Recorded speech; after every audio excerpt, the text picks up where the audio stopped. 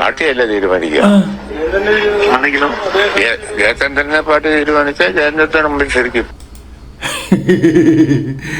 മണിയണ്ണന് പിണറായി പണി കൊടുത്തു എന്ന് തന്നെയാണ് തോന്നുന്നത്. വളരെ നിരാശയിലാണ് മണിയണ്ണൻ. ഞാൻ ഒരു ആരോഗ്യ പ്രശ്നം അറിയിച്ചിട്ടില്ല. എനിക്ക് ആരോഗ്യ പ്രശ്നമൊന്നുമില്ല, ഞാനൊന്നും പറഞ്ഞിട്ടൊന്നുമില്ല. പിന്നെ എല്ലാവർക്കും ഉള്ള പോലെയുള്ള ഇച്ചിരി ഷുഗറൊക്കെ ഉണ്ട് എനിക്ക്. എല്ലാവർക്കും ഉള്ള പോലെയുള്ള ഇച്ചിരി ഷുഗറൊക്കെ ഉണ്ട് എനിക്ക്, സ്വതസിദ്ധമായ. അത് ഞങ്ങളുടെ നേതാക്കന്മാർക്ക് പലർക്കും ഉള്ളതാ. അതൊക്കെ ഉണ്ടാകണമല്ലോ.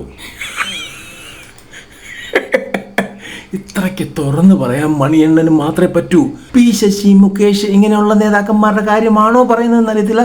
ഞങ്ങളുടെ നേതാക്കന്മാർക്കൊക്കെ ഇച്ചിരി ഷുഗർ ഉണ്ടെന്ന് മണിയണ്ണൻ തുറന്ന് സമ്മതിച്ചു.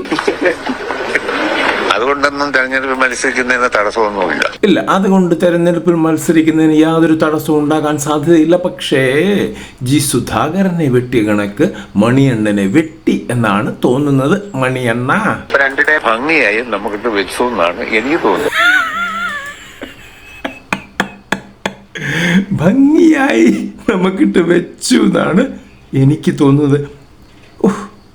സത്യം കുളിര് കോരുന്നു.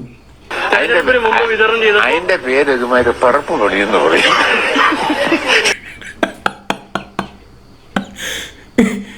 പിണറായി വിജയനെ തന്നെയാണ് പറഞ്ഞത്, അതായത് ഒരുമാതിരി പിറപ്പ് കേട് കാണിക്കരുത് എന്ന്.